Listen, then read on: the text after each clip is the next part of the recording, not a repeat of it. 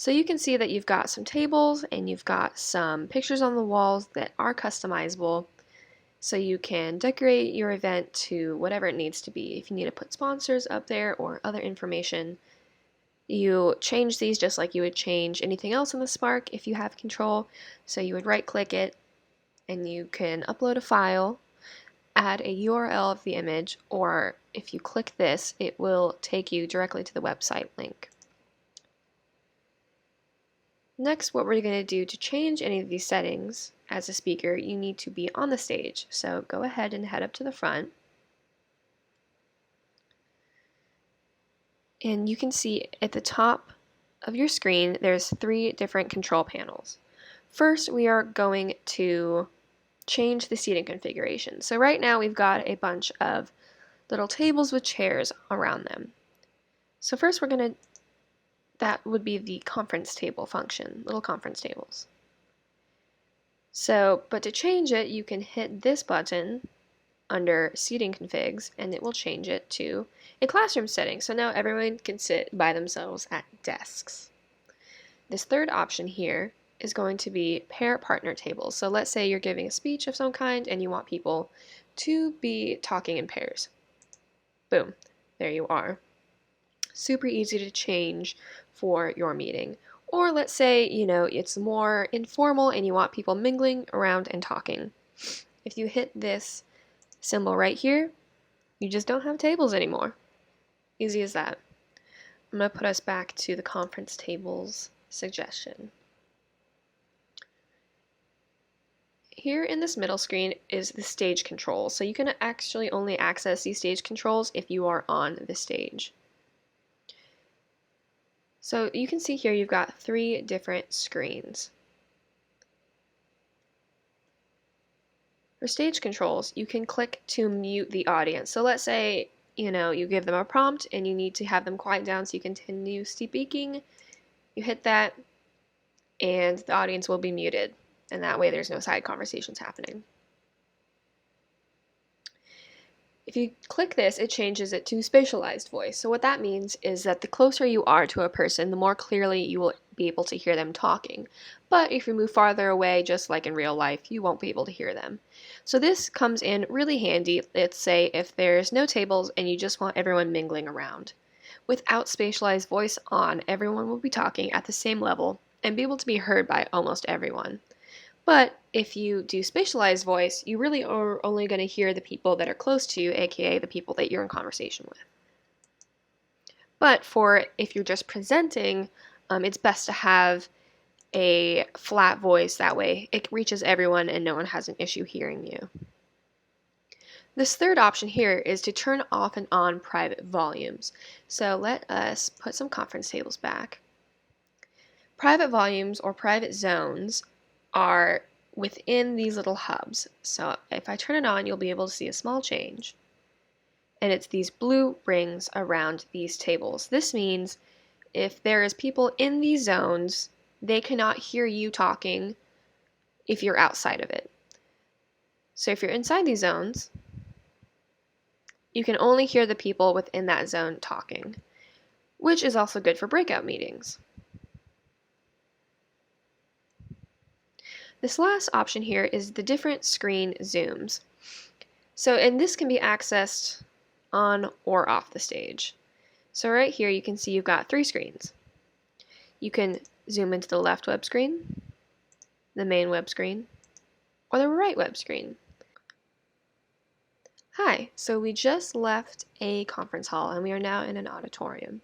So the main differences you can see here are the amount of people that it holds. So an auditorium is going to hold a lot more people. As you can see, there's a lot more seats, and it goes way, way back. As well as the stage is more formal and it's a lot bigger. There's still 3 screens, but the screens are all next to each other and bigger as well. So from the audience perspective, you can sit in a seat and watch an event take place, as well as toggle between these 3 screens. Another feature is that you can raise your hand. So let's say you have a question or anything, you can raise your hand and the people on the stage can see it and your hand will stay raised until you put your hand down. So go ahead and put your hand down. So now we're going to get up and see what it looks like from the stage perspective. So as you can see, the second you enter the stage, you are now in control of the stage. So in this middle screen here, you have what we have our presentation tool on. So to use this presentation tool, it's very similar to how you would use a presentation tool in your booth or anywhere else. You enter whatever you want into your search bar, and you can interact on this screen in this right-hand corner, and it will reflect for everyone else to see on top. Another feature you can use while presenting on this stage is you can actually talk and share your webcam. So to do this, you hit your share webcam function, and it'll ask you if you want to. And you can present like this. So now you have a bunch of people in the audience watching you talk like you would at a real event. And to turn this off, you just hit that little webcam button again. Another presentation tool you can use in this auditorium is you can share your screen. I'm not going to share my screen now because I'm recording and it would mess it up, but if you share your screen, it would just be like sharing your screen in Zoom or anywhere else. You can present if you have a, let's say, a PowerPoint that you want to use. You can present using that way and sharing your screen, or you can just copy paste your PowerPoint into this right here. The options are endless. So I'm going to close this presentation tool a little bit so I can show you these other screens. So these two side screens, you can pretty much do very similar functions. You can upload videos or pictures or an agenda of what you're going to be talking about during your meeting. If you have multiple speakers, you can have all those speakers sit on the stage and wait for their turn, and also come up to this little podium here. Another function you can use on this auditorium if you are standing on the stage are these stage controls. So similar to the conference hall, you have different options, but they are a little bit different because you don't have little tables or little seatings. So the first one is you can click to turn up the lights. There you are. Now you're brightly lit. If you turn them off, it's going to be a little bit more of a movie theater setting. This next one is to mute the audience, just like in your conference hall. You know, if you're waiting for your event to start and you want everyone to quiet down real fast, boom, audience is muted. Next is to hide the furniture. If you click this, not a whole lot happens, but if you turn around behind you, that way there's no more people waiting in the wings. It's just you. No more chairs on stage. Next would be to click to Spatialize Voice. So this is also similar to all the other classrooms. If you're talking to a large amount of people at once, you're going to want to keep a flat voice on. But if you want people to be talking amongst themselves for a few minutes, you can click to Spatialize Voice, and that way everyone can hear each other a lot better. Same with private volumes. If you click private volumes, it'll section them off. You see these little blue dashes? It'll section these little seatings off. So that way they can chit-chat in privacy. Next is to expand or retract chairs. So let's say you want more.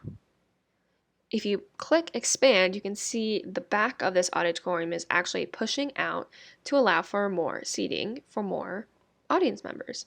If you are anticipating a large amount of people, that's a great option for you. But let's say you only have like a smaller amount of people, like 20 to 30, you can also retract chairs. So it doesn't feel as big and empty, and you can make it tailored to the experience you want to have happen for your guests. And you can retract it one more time. And here it's a little bit more intimate, and you can change and modify this pretty much anytime. Screen zoom is very similar. You can just zoom to the very different screens as well as the main stage or the podium. And so these are a little bit easier to show from not on the stage. So you can zoom to the main stage so you can see everything happening at once, or if you just want to look at the speaker, just the podium, as well as all the other web screens. The options are truly endless. This last function I'm going to show you is backdrop mode.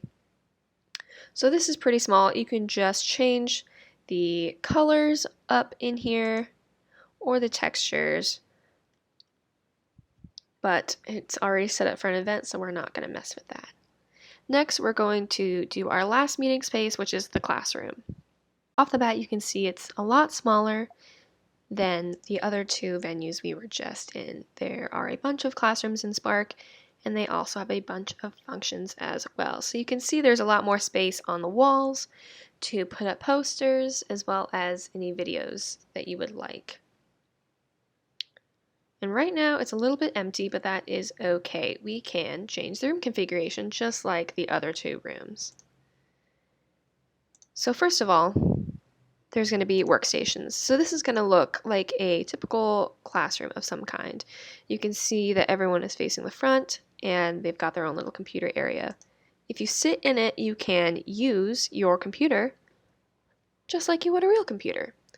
So it can be mirrored with whatever is on the screen up front, or you can also do anything other kind of work that you want in there, as well as raise your hand to ask questions.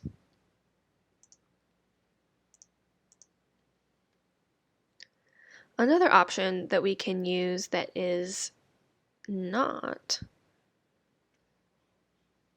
these computers is pair breakouts. So this is also a little bit similar to something we saw in the conference halls. It's just little pair breakout rooms. Next is a Socratic seminar circle discussion figuration. So here, if you want to have a big group discussion, you've got this, where it's a lot easier for everyone to see each other. Or you can just have none. Next is your private volumes, and this is basically everything we've covered before. So if you want to have your little pair breakouts, you can go to any of these options and add a private volume. So that little blue dashed line means that only the people inside can hear you.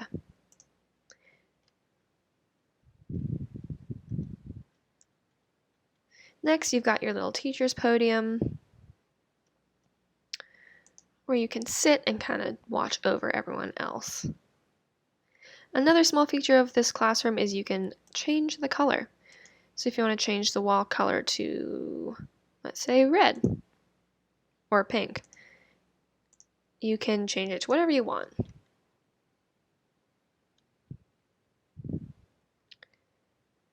So as you can see, the classroom is a little bit more limited, but it's also a little bit more free, so that it's less formal and lots and lots of room for people to interact, as well as interact with everything else on the walls. So these are the basics of the three different kinds of presentational rooms: the conference center, the auditorium, and classrooms.